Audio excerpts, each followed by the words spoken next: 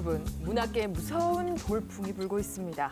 탄탄한 스토리와 팽팽한 극적 긴장감으로 출간된 지 3개월 남짓 만에 독자들의 입소문을 타고서 상반기 한국 소설 부문 베스트셀러 1위를 차지한 작품, 바로 7년의 밤인데요.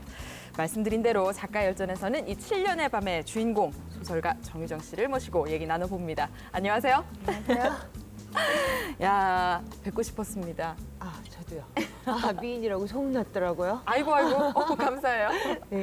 최근에 영화사하고 계약을 하셨다고요? 아, 예. 책이 나오고 4월 만에 첫 번째로 연락이 온 데가 4월 만에 연락이 왔대요. 그래서 출판사에서는 뭐 책이나 읽고 연락한 거야, 이 정도로. 15군데에서 정식 판권 제의서가 들어온 곳이 15곳 정도 되고요. 15군데에서? 네. 네. 그 중에서 저는 영화에 대해서 뭘 모르니까요. 출판사 쪽에서 제가 위임을 했죠. 출판사 쪽에서 그 중에서 골라서 가장 영화가 빨리 될 수 있고 잘 할 수 있을 것 같은 골랐죠. 아니, 대단하신 게 이번이 3번째 장편 소설인데 네. 이 전작 2편도 모두 영화화가 결정이 됐지 않습니까? 어떻게? 네. 내는 족족 영화로 만들어질 수 있는 거예요? 글쎄, 저는 그거를 의식을 해본 적은 한 번도 없고요. 사실 소설을 쓸 때 소설 쓰느라고 너무 그것만으로도 바빠가지고 영화는 생각해볼 뭐 여력도 없고요. 근데 아마 영화판에서 제 소설을 좋아한다면 그거는 이제 서사가 분명하기 때문에 그러지 않을까. 네. 내용이 복잡하게 쓰여졌어요. 등장인물마다 시점도 이렇게 휙휙 변하고 또 저마다 캐릭터가 벼랑 끝으로 몰아간다, 이런 얘기도 있잖아요. 또 다 네. 읽은 후에는 이거 참 작가가 쓰는데 힘들었겠다 그런 생각이 절로 드는 작품인데 어떠셨어요, 실제로? 힘들었죠. 이야기 자체도 힘들고요. 이 구성이 좀 복잡하거든요. 이제 구성을 복잡하게 한 이유는 이게 장르 자체가 서스펜스 장르이기 때문에 구성이 좀 독자한테 어느 정도는 알려주면서 그러면서 또 다 알려주면 안 되거든요. 그러면 긴장감이 없어지니까. 그런 구성을 택해야 하고, 그러다 보니까 이제 그 시점이 달라져요. 전직 작가 시점이 아니고 이거는 3인칭 제한적 시점이에요. 그러니까 3인칭을 쓰긴 쓰되 전부 1인칭의 관점인 거죠. 자기 시야에서밖에 볼 수 없는 관점을 카메라 워킹 하듯이 이렇게 돌리는 거거든요. 그러니까 목소리가 다 달라야 돼요. 그래요. 사건을 완전히 안에 들어가서 봤다가 좀 한 발짝 물러나서 봤다가 완전 올라가서 보기도 하고. 예, 그렇기도 하고 또 인물마다 은주의 목소리가 달라야 하고 영재의 목소리가 달라야 하고 이런 게 있기 때문에 그 테크닉적인 면에서도 어려웠고요. 이야기를 만들어내는 그 부분에서도 머리가 좀 굉장히 많이 아팠죠. 집필하신 데는 2년 정도가 소요가 됐다고 걸렸죠. 들었습니다. 참. 그런데 정유정 작가 하면 우리가 떠오르는 몇 가지 이미지가 먼저 있어요. 근데 그 중에서도 지역 작가다. 네네. 지역 작가인데 이 활동 무대를 서울로 또 전국으로 이렇게 하기까지 좀 어려움이 많았을 거다라는 생각도 들거든요. 예, 그렇죠. 저 처음에 시작해가지고 책을 3권 낼 때까지는 완전히 무명 작가로 살았죠. 그러다 이제 4번째 소설이 내 인생의 스프링 캠프라고 세계 청소년 문학상에 당선이 되면서 처음으로 이제 중앙 무대에다 정유정이라는 이름을 알렸어요. 근데 알리고 나서 이제 다 됐다. 뭐 내 무대는 만들어졌다 했더니 스프링 캠프 차렸다. 네, 그랬죠. 그랬는데 네. 이게 청소년 문학상을 받은 거란 말이에요. 예, 그러니까 청소년 소설가라고 부르는 거예요, 저를요. 청소년 소설가. 네, 청소년 문학상을 받았으니까. 그러니까 성인 문단에서는 아직도 쟤는 청소년 소설가니까 이렇게 아웃사이더로 밀쳐놓는. 그래서 이제 어쩔 수 없이 인정을 안 하면은 본인의 운신의 폭이 이렇게 좁아지고 좁아지니까. 그럴 때는 제가 투덜거려봐야 아무 소용 없거든요. 본인이 그거는 넓히는 수밖에 없어요. 그래서 그 다음에 쓴 소설로 이제 세계문학상을 받은 거죠. 같은 세계일보에서 주최하는 상이에요. 근데 세계문학상을 받고 나니까 비로소 중앙문단에서 그래 너는 내 새끼 뭐 이렇게 받아들여준. 그래서 이제 그랬는데 이 다음 소설이 어떠냐 하는 데 따라서 이제 제가 제대로 이야기꾼으로서의 어떤 자질이 있느냐를 평가받게 되잖아요. 보통은 이제 공모전은 사실 굉장히 누구나 노력하고 거기에 집중해서 쓰는 것이지만 그 다음에 나오는 작품 정말 중요하거든요. 근데 이렇게 그 다음에 나온 소설이 독자들에게 이렇게 사랑을 받아서 뭐 저로서는 원도 끝도 없는 거죠. 좋습니다. 이 정유정이란 작가가 지금 이 자리에 있기까지 우리가 조금 더 과거부터 차근차근 짚어가려고 그러거든요. 네. 어려서부터 겁나는데. 궁금한 걸 하나하나 여쭙겠습니다. 네. 보통 작가분들 그러면 우리는 어렸을 때부터 정말 타고난 작가라는 소리를 듣고 컸는지 그거부터 궁금하거든요. 타고난 작가라기보다는요. 네. 초등학교 시절에 사실은 제가 학교 대표 글쓰기 선수였어요. 그러니까 글쓰기 선수? 선수가 네, 나가서 상 받아오는 사람. 아. 학교의 명예를 높이는 사람. 지금은 이제 글을 잘 쓰면 본인의 커리어가 돼가지고 대학 가는데 이제 어떤 보탬도 되기도 하고 그러는데 그 당시에는 아무튼 글 좀 쓴다 하는 애들 이렇게 내보내서 시골이었어요. 저는. 어디서 하셨어요? 전남 한평이에요. 한평에서. 예, 그러면 이제 뭐 문화예술제가 열린다. 네. 그러면 이제 뭐 광주 친구들이 이거 다 쓰러 가면 안 되니까 한평의 제- 명예를 네. 걸고 출전. 출전 이래가지고 나가 상 받아오고 아. 뭐 이런 것을 했어요. 그때만 해도 아 나는 글 잘 쓰니까 가면 나가면 상 받으니까 뭐 작가가 돼야지 뭐 그런 거죠. 아, 나중에야 이쯤- 뭐 네네. 나중에야 이제 한평을 나와서 제가 이제 작가로서 발돋움 하려고 준비를 하고 있을 때야. 그러니까 조금 더 솔직하게 말하면 공모전을 수없이 떨어진 후에야 제가 이제 우물안 개구리다 그걸 깨달은 거죠. 네. 그걸 깨달아서 우물 밖으로 나오는데 성공하느냐 뭐 그런 게 또 한 번의 관건이었던 것 같은데 일단 네. 네, 그거는 뭐 훌쩍 넘으셨잖아요. 그리고 이 자라오는 과정에서는 5.18 항쟁 당시에도 이 글쓰기로 특별한 경험을 하셨다고요? 아, 그게 이제 어떤 거냐면요. 어린 시절부터 작가가 되고 싶다. 그러니까 누가 너 커서 뭐가 될래? 그러면 아, 저는 작가가 될 거예요. 뭐 이렇게 대답을 해놓고 근데 왜 되고 싶어? 그러면은 대답이 생각이 안 나는 거예요. 뭐 가령 하다못해서 저는 유명해지고 싶어서 작가가 되고 싶어요. 뭐 이런 말이라도 나와야 되는데 딱히 그런 것도 아닌 것 같고요. 그래서 대답을 못했는데 나는 왜 작가가 되고 싶은가 그 왜에 대한 답을 얻은 것이 네. 그 당시인데요. 이제 그 동생하고 학교 앞에서 또 자취를 하면서 살고 있는데 그 이제 이렇게 하숙집들이 되게 이렇게 길잖아요. 한옥이잖아요. 그렇죠. 예, 여러 개 방이 예, 있고. 제 방이 이렇게 바깥에 그 골목길로 창이 나 있는 그런 방이었어요. 그런 방에서 동생하고 저하고 이제 사는데 그때가 이제 5.18이 터져가지고 다 이제 광주를 빠져나갈 사람 빠져나갔는데 저희는 못 빠져나갔어요.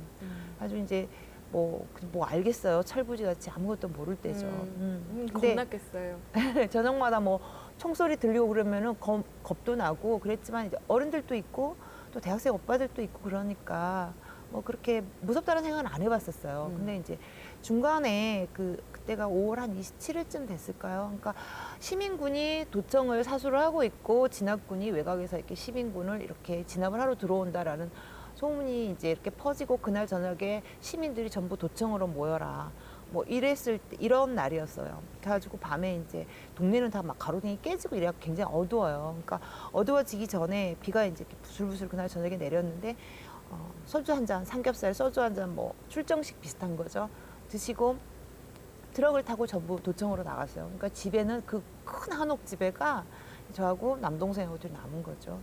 밤이 이제 10시쯤 되니까 비는 오는데 총소리가 다다다다다 들리기 시작한 거예요. 근데 동생은 이제 피곤해 잠이 들었고 어리니까 네. 얼마나 무서웠겠어요. 네네. 그래서 옆방에 대학생 오빠 방에를 허락도 없이 내 맘대로 들어가가지고 빈 방에를 네. 책장에서 이제 책을 하나 꺼냈어요. 가장 어려워 보이고 재미없어 보이고 따분해 보이는 책을 고른 거죠. 뻐꾸기 둥지로 날아간 새라는 그 켄키지라는 작가가 쓴 책이에요. 정신병원을 배경으로 한 소설이거든요. 근데 보니까 세로줄판이어가지고 한 6장만 넘기면 바로 잠이 오겠더라고요. 그래서 잠을 자고 일어나면 네. 아침에 어른들이 돌아와 있지 않을까 하는 그 생각에 순간을 피하기 위해서 그런 예, 네. 그걸 가지고 첫 장을 넘겼는데 정신을 차려보니까 마지막 장을 넘기고 있는 거예요. 어머머머. 마지막 장을 넘기고 있는데 막 가슴에서 이렇게 막 공처럼 둥글고 막 뜨거운 게 막 올라오는데요. 그게 뭔지를 모르겠는 거예요. 그러니까 그건 그 책 때문이었을까요? 예, 책 때문에도 그랬고 밤새 또 무서웠던 그런 것도 있지만 책 때문에 그랬던 거죠. 마지막 책장을 딱 넘기면서 그 뜨거운 게 막 부글부글 끓는데 뭔가 눈이 뜨겁기도 하고 목도 뜨겁고 막 그래서 그걸 식히려고 이렇게 창문에다가 이불을 이렇게 쳐놓은 걸 이렇게 들추고 밖을 보니까 새벽빛이 파랗게 내리는데요. 그걸 보고 있다가 느닷없이 울음을 터뜨린 거예요. 그러니까 눈물이 아니고요. 그 뜨거운 게 막 오열처럼 그렇게 울음이 돼가지고 터지더라고요. 어머나. 그때 그 생각한 게 뭐냐면 아 나도 나중에 작가가 돼서 누군가에게 이렇게 뜨거운 울음을 터뜨리게 하는 감동적인 소설을 쓰고 싶다. 이야기를 들려주고 싶다 독자에게. 그래서 나는 작가가 되고 싶다. 이런 생각을 했었어요. 그래서 그때 왜라는 질문에 대한 답을 얻고 그게 이제 평생에 변하지 않은 거죠. 아, 그 왜 일종의 스탕달 신드롬이 아닌가 싶습니다. 엄청난 예술 작품을 접했을 때 사람이 한순간 이렇게 진짜 정신적으로 큰 충격에 빠진다고 하잖아요. 네. 근데 개인적으로는 그 날의 기억이 어떠셨을지 몰라도 독자인 저희들에게는 다행이라는 생각이 드네요. 그때 그런 큰 생각을 하셨다고 하니까요. 네. 야, 5.18과 관련해서 그런 기억이 있으시군요. 네. 그런데 그 쭉 글쓰기만 해오신 게 아니잖아요. 그 그렇죠. 후에 네, 어머니의 그런 반대로 간호대학에 진학을 하셨습니다. 그래서 네. 간호사로 5년, 또 건강보험을 심사하는 심사원, 작가라는 단어하고 좀 딱히 네, 어울리지 좀 않죠. 멀죠. 예, 네. 총 9년. 정말 먼 길을 돌아오셨네요. 예, 저희 엄마가 저를 의대를 보내고 싶어 하셨어요. 어. 그래서 학교도 2년을 빨리 보냈어요. 왜요? 그렇게 글을 잘 쓰는 딸인데. 저희 외삼촌이 글을 쓰셨는데요. 옛날에는 글 쓰시는 분들이 이제 가난하고 또 요절하는 경우도 있고 그런 걸 보신 거죠. 따님이 춥고 배고플까 봐. 네, 전문직을 가져서 좀 그렇게 생활을 여유 있게 하면서 취미로 글을 써라. 굉장히 반대하셨어요. 근데 사실 의대를 가려면 공부 굉장히 잘해야 하잖아요. 근데 저는 전혀 이과 체질이 아니었던 거예요. 완전히 문과 체질인데 이과를 보내놓으니까 공부하기 싫죠. 그래서 이제 간호대학을 가게 됐고요. 네. 예, 그래서 간호대학을 가가지고 간호사가 되면 이제 돈을 버는 거잖아요, 제가. 돈을 벌면 난 이제 대학을 가야겠다. 다시 나간 아. 대학이라도 국문학과를 가서 소설 쓰는 공부를 좀 해보고 싶다. 이런 생각을 했었는데 이제 엄마가 돌아가신 거죠. 엄마가 아프신 거죠. 쓰러지신 거죠. 제 엄마가 사실은 저희 집안에서 가장 발언권도 세고 굉장히 극성 엄마처럼 이렇게 제 뒷바라지를 그렇게 하셨던 그런 분인데 3년 동안 이제 제가 근무하는 병원에서 이제 계셨어요. 그래가지고 제가 또 중환자실 간호사였는데 제가 근무하는 중환자실에 또 돌아가셨고. 어머나. 예, 그러니까는 돌아가시고 나서 굉장히 그게 상처가 좀 컸죠. 예. 어머니가 돌아가신 그 침대를 보면 다른 환자가 거기에 이제 누워 있잖아요. 이 환자분이 나와서 병실로 올라갈 것이다. 이렇게 생각해야 되는데 엄마 얼굴이 겹치니까 안 되겠더라고요. 그건 정말로. 그래서 그런 상처도 있고 새록새록 그런 게 커져서 병원을 그만두고 건강보험 심사평가원회를 이제 시험을 봐서 들어갔죠. 그래서 9년 동안 근무를 하고 만으로 35살 때 글쓰기를 시작한 거죠. 그 사이에 이제 결혼도 하시고. 그렇죠. 아이도 낳았고. 그 참 20대가 파란만장했을 거라는 생각이 드는데 그럼 어머니가 돌아가신 후 작가님의 20대는 오로지 예. 나보다는 가족 이렇게 그랬죠. 헌신한 시간이 됐겠습니다. 제가 큰딸이니까요. 애들한테 큰딸, 그러니까 누나는 엄마 네. 대신인 거죠. 어. 예. 그러다 보니까 막내가 이제 대학을 졸업한 동생이 몇 명인데요? 셋이에요. 음. 예. 그러다 보니까 이제 아버지하고 저하고는 힘을 합해가지고 지금하고 달라가지고요. 그 당시에는 어떤 사보험도 없을 때예요. 그래가지고 이렇게 3년 이상을 이렇게 투병을 하고 병원에서 살게 되면 한 사람이 집안이 거의 풍비박산이 나요. 거덜난다고 하죠. 그렇죠, 그렇죠. 그러니까 아버지하고 저한테는 의무가 있었던 거예요. 아이들 셋을 가르치고 이 또 풍비박산한 집안을 그러니까 저밖에 없잖아요. 아버지를 도울 사람이요. 그러니까 뭐 저는 제 인생 생각할 수 없는 거죠. 애들한테 엄마 노릇해야 하고 또 아버지 도와서 집안이 이렇게 빚도 지고 이런 것들을 정리를 또 해야 하고 예, 그러다 보니까 이제 20대가 간 거죠. 아이고 참 그럴 때 어떠셨어요? 참 지긋지긋하다. 내 인생 별로다. 뭐 이런 약간 절망의 늪 같은데 빠지진 않으셨나요? 그럼요, 빠지죠. 왜 인간인데 안 빠져요? 힘들죠. 친구들이 나 연애하는데 고민, 네. 연애하는 게 최대 고민이잖아. 그래서 이게 그럼요. 20대 청춘에서는 이렇게 관심사고.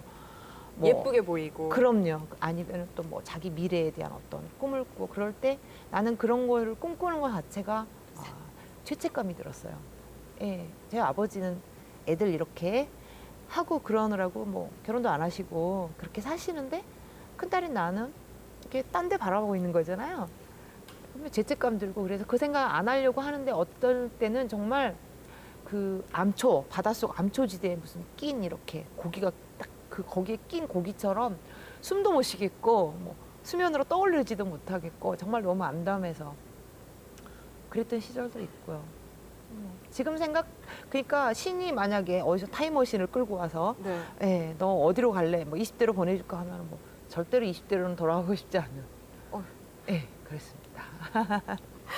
그러면 그 힘든 현실 속에서 소설가의 꿈은 어떻게 정말 고이고이 접어서 어딘가 넣어놓기만 하셨나요?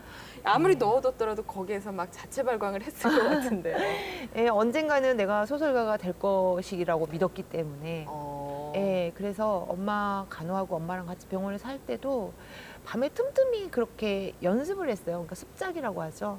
그러니까 특히나 묘사 연습을 많이 했어요. 그러니까 뭐 바퀴벌레 한 마리가 제 침대 밑에서 나와서 저쪽 뭐 어디로 들어간다, 화장실 쪽으로 들어간다 그러면은 그 짤막한 이야기를 A4 뭐 2장, 노트 2장으로 이렇게 묘사를 하는 그런 연습도 하고요. 공책에다가. 그런 걸 누가 알려줬습니까? 소설을 아니요, 쓰려면 혼자. 그렇게 해야 한다. 예, 혼자. 혼자. 예, 혼자 생각이 그랬어요. 책을 읽으면은 우리가 소위 대가라고 하는 사람들이 책을 읽잖아요. 그러면은 생생하게 눈앞에서 펼쳐지는 것처럼 묘사를 한단 말이에요. 그럼 나도 나중에 대가가 되고 싶은데 그러면 미리 연습해야 되잖아요. 네. 예, 그래서 엄마 주무시면 네. 예, 옆에 침대에서 그런 연습들을 하고 그랬어요. 지금이야 생각해 보니까 그때는 참 얼척없는 꿈이다. 전라도 말로 정말 얼척없는 꿈이다 이렇게 이랬는데 지금에 생각해 보면 그래도 그때 그런 어떤 훈련들을 했던 게 보탬이 되는 것 같아요. 왜냐하면 독자들이 제 묘사를 좋아하시는 것 같거든요.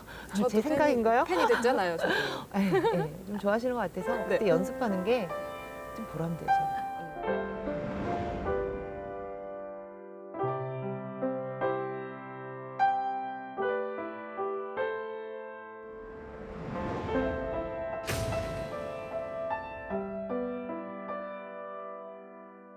근데 그런 힘듦을, 무명의 서름을 어떻게 극복하셨어요? 그럴 때마다 생각하는 게 있었어요. 나는 작가가 되고 싶은가? 글쓰기를 하고 싶은가? 이거를 물었어요. 그러니까 나 자신에게. 예, 작가가 되고 싶다면은 작가가 돼서 얻는 명성 또는 이렇게 나에게 퍼부어지는 조명 뭐 네. 이런 거를 생각하는 거죠. 근데 나는 글쓰기를 하고 싶다라면은 내가 작가로서 성공하지 못해도 또 작가로서 조명받지 못해도 내가 글을 썼다는 거, 내가 원하는 내 인생의 가치를 지켰다는 것 때문에 행복할 수 있을 것 같아요. 그래서 글쓰기를 하고 싶냐, 작가가 되고 싶냐 이런 걸 물어보면 항상 스스로 대답이 작가가 되고 싶은 게 아니라 난 글쓰기가 하고 싶다. 성공하지 못해도 내 이름을 세상에 알리지 못해도 후회하지 않겠다. 뭐 그런 답이 나오더라고요. 그래서 그 세월을 그렇게 해서 이겨냈던 것 같아요. 저 그 말씀 외에도 제가 입수한 정보로는 실질적으로 막 뭘 두드리면서 얘기하시던데 아니, 그런 얘기도 하고 제가 싶지. 들었는데 숨기고 싶은 말을 이렇게 고상한 이야기를 이렇게 했으면 넘어가 주시지. 아니, 이거 왜? 무슨 얘기예요? 전 딸랑 이렇게 샌드백으로 이거 뭡니까? 복싱을 하셨어요? 네, 이제 글을 네. 쓰다 보면은 체력이 필요해요. 뭐 스트레스 누구를 때리고 싶다. 저는 그렇게 절대. 야 반전이다. 네. 네, 그래서 남편한테 샌드백을 좀 달아달라 그래가지고 네. 1시간 정도씩 저녁에 치고 막 그랬어요. 어머나 어머나 남편한테 화가 나면 남편 사진도 붙여놓고. 어머나. 효과가 있던가요? 네, 풀리죠, 화난 게. 음. 예, 그런 발로 차고 그런 짓을 꽤 오래 한 6, 7년 한 것 같아요. 이런저런 얘기들을 들어보니까요. 정유정 작가님은 참 긍정적이고 낙천적이다. 예. 어려운 이 현실 속에서도 희망의 끈을 놓지 않는 그런 힘이 있다는 걸 알겠거든요. 그런 낙천적이죠. 부분이 분명히 영향을 미쳤겠죠. 그렇죠. 낙천적이에요. 성격 자체가 상처는 잘 받는데요. 상처는 잘 받는 편이지만은 그럼에도 불구하고 굉장히 낙천적이고 좀 제가 그 고집이 세요. 제가 한번 마음을 먹으면 누가 와서 이렇게 뭐라 그래도 안 들어요. 뭐 이를테면은 예. 생활 속에서 생활 속에서 뭐 오늘 저녁에 내가 떡국을 먹어야 되겠다. 참 반대예요. 네. 안 먹으려면 봐. 떡국 끓여서 저 혼자 먹어요. 다 굶으라 그래요. 내가 먹고 싶으면 먹는 거야. 네. 이렇게요? 근데 주부잖아요. 어. 네, 저 청권이 있는데 그거 반항하면 안 되는 거죠. 좋아요. 긍정적이고 낙천적이고 또 목표를 향해 가는 열정도 뚜렷하신 정미정 작가님입니다. 떡국을 향한 열정이 아니었으면 좋겠어요. 앞으로는 좀 더 컸으면. 자, 그렇게 해서 드디어 7년 만에 본격 글쓰기를 시작하신 지 세계 청소년 문학상, 아까도 잠깐 언급하셨던 그 작품으로 등단이 되셨습니다. 네. 그때 얘기를 좀 해볼까요? 벼랑 끝에서 뭐 구원받은 기분이었죠, 완전히. 근데 사실은 이게 수없이 떨어지다 보니까 어느 시기에 전화가 온다는 걸 알아요. 당선 전화가 온다는 걸 대충 짐작을 해요. 이쯤 되면 당선된 사람한테는 전화 가겠고 떨어진 사람은 전화가 안 온다 하는 거 아는데 그 시기가 딱 되니까 생각에 그랬어요. 제가 이제 고상하게 딱 책상에 앉아서 책을 보고 있을 때 전화가 오면 감사합니다 이러고 전화를 딱 끊으려고 그랬어요. 근데 때가 되도 안 오더라고요, 전화가요. 그래서 떨어졌나 봐 에이, 싶어가지고. 이번에도? 네, 그래가지고 화가 나면 여자들 되게 청소하잖아요. 막 빨간 고무장갑 끼고 변기를 빡빡빡빡 닦고 있는데 전화가 온 거예요. 네. 아들이 전화를 받아가지고 네네. 엄마 전화. 그래서 누구야? 누군데? 그래 누구야? 좀 이따 전화하라 그래. 그랬더니 세계일보라는데? 그래서 어머나 이게 웬일이야. 그래서 전화를 받아가지고 고무장갑 얼른 벗어 던지고. 고무장갑도 벗지도 않고 그럴 틈도 없어요. 어머머머머머. 마음이 바빠가지고요. 했더니 이제 당선이 됐다고 하니까 무슨 대답이 안 나와요. 그냥 대답이 안 나오고 목에 이렇게 목소리가 딱 걸려가지고 저쪽에서 제가 고개 끄덕이는 게 보이겠어요? 고개만 끄덕이고 있는 거예요.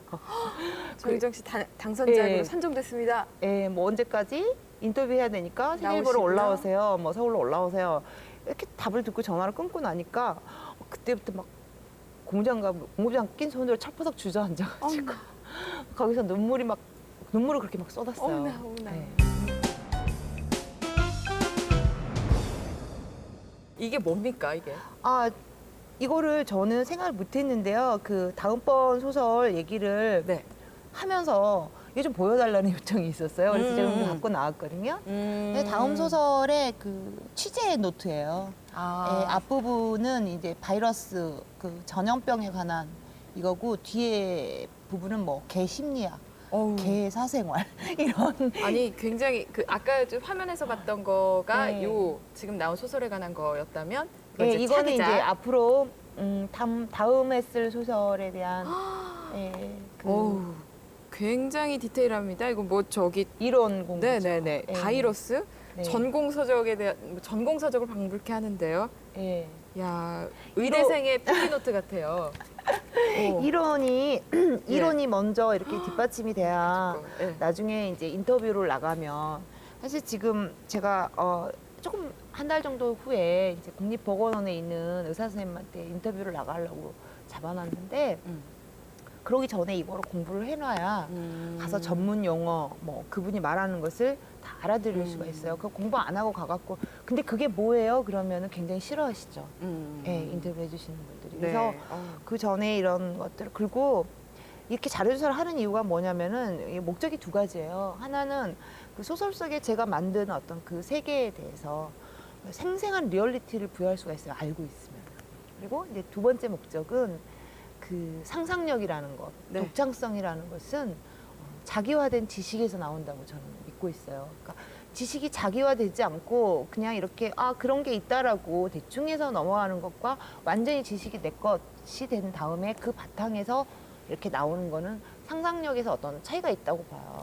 받아들이는 독자 입장에서도 다릅니다. 예. 네. 야 이런 탄탄한 구조를 가질 수밖에 없었겠구나. 네. 그 사이에는 이런 노력이 있었겠구나. 충분히 짐작 가능하거든요. 아유, 그러면 글을 네. 언제 쓰세요 주로? 저는 이제 예전에는 새벽 4시 정도에 일어났거든요. 새벽 4시? 네, 근데 점점 빨라져가지고요. 네. 지금 3시 정도면 일어나요. 어머나 몇 저- 시쯤 주무시는데요? 9시에서 10시 사이에 자고요. 어. 새나라의 어린이처럼 일찍 자고 일찍 일어나서 새벽에 그 머리가 이렇게 좋아지게 하는 코티솔 호르몬이라는 게 새벽에 분비가 된다고 제가 어디서 들었거든요. 네. 그래가지고 집에 들어앉으면서부터 그거를 고의적으로 습관을 바꿨어요. 밤에 이렇게 늦게 자고 이런 거 하지 말고 일찍 자고 일찍 일어나는 걸로. 그래요. 우리 일반 사람들하고 시차가 이렇게 한 2-5시간 정도 앞당겨져 있으시거든요. 그래서 새벽에 일어나서 글을 쓰고 7시쯤 되면 이제 남편 출근시키고 애 학교 보내고 네. 그러고 나면 또 청소하고 뭐 그날 먹을 것도 좀 준비해 놓고 그러고 나면 또 앉아서 제 방에 들어와서 또 종이를 써요. 5시쯤 되면은 5시에서 6시 사이쯤 되면 이제 대체적으로 계절에 따라 시간이 바뀌는데 그쯤 되면 예전에는 이제 샌드백을 쳤고 지금은 그 산에 가요. 야간 산에요? 산행을 해요. 예. 날이 어둑어둑하겠는데요. 예, 어둑어둑 할 때 나서죠. 어둑어둑 할 때 나서서 제가 이제 캣맘이에요. 그 캣맘이 뭐냐면 고양이 밥 주러 다니는 사람들 있잖아요, 동네에. 그래서 저를 기다리는 또 고양이 이 손님이 굉장히 많아요. 고양이 식당을 차려야 되기 때문에 밥솥아. 그리고 이제 등산용 그 배낭에다가 고양이 뭐 사료, 뭐 캔 이런 거 몽땅 담아가지고 동네 한 바퀴 돌고 또 산에 올라가면 이 무덤가에 사는 고양이들이 또 있어요. 그래서 예, 야간에 무덤가에서 고양이와 만나서 밤들이 논이다가 예. 야, 이 소설 속에 그냥 작가님의 소설과 정유정이 그냥 여기저기 다 쏙쏙 들어가 있는 거군요. 근데 약간 이상한 사람이 예. 아, 좋아요. 자, 네. 지금까지에 대해서 이렇게 짚어봤다면 이제 슬슬 미래에 대해서 요 노트를 얼핏 보여주셨지만 다음 작품 들어가신 거네요, 벌써 그럼? 예, 지금 현재 자료조사를 해서 인물들을 만들고 있는 과정이고 사실 지금 현재는 책 이제 홍보하는 그런 기간이 보통 한 2개월에 3개월 정도 걸리거든요. 인터뷰도 하고 뭐 어디 강연도 가고. 근데 저는 이제 그거를 딱 3달 안에 보통 끝내고 완전히 그 다음 소설이 나올 때까지는 이제 안 나오는 이게 은둔형에 속하는 사람이어가지고 굉장히 좀 괴상한 사람이라 그러거든요. 저기에서도 문단에서도. 근데 좀 그런 식으로 이제 거의 끝나가요. 그럼 저희가 지금 예. 뭐 거의 고별 무대에 가깝나요? 그렇죠. 7월 영광이네요. 네, 아, 저 그렇게 말을 하니까 어떻게 갑자기 미스코리아가 된 기분이에요. 고별 무대라고 하니까요. 네, 그 7월부터는 일에 이제 작업이 들어갈 것 같아요. 그렇군요. 자, 작가 열전에서요. 저희가 이제부터는 초대 손님들의 작품을 기증을 받기로 했습니다. 그래서 한 분 한 분의 이 정성 어린 작품, 소중한 작품을 모아서 저희가 나중에 어려운 이웃을 돕는 전시회를 열 예정이거든요. 여기에 우리 정유정 작가님이 1호로 참가하신 작가가 되십니다. 영광입니다. 저희도 영광입니다. 저희 가지고 오신 게 이거죠. 제가 오늘 들고 네네. 있었던. 네. 이게 시중에 있는 소설하고 좀 다르다면서요. 네, 네. 이게 이제 그 하드커버예요. 저희 이제 지금 나와 있는 거는 페이퍼북이거든요. 네, 이렇게 껍질이 종이로 돼가지고 부드러운 페이퍼북인데 이제 하드커버 책이야 많이 나오죠. 보통 다른 소설가들도. 근데 이제 이 경우는 조금 특이한 게 뭐냐면은 이렇게 그 페이퍼북으로 나왔다가 중간에 한정판 1000매를 교보문고에서만 판매를 하기로 하고 하드커버로 찍었어요. 한정판 책이에요. 그러니까 이 1000매가 이제 저기가 되면 매진이 되면 그 다음에는 살 수 없는 그래요? 하드커버 책이거든요. 네. 예, 이것을 여기 기념이 될 것 같기도 해서 사인도 이렇게 안에다가. 예, 있습니다.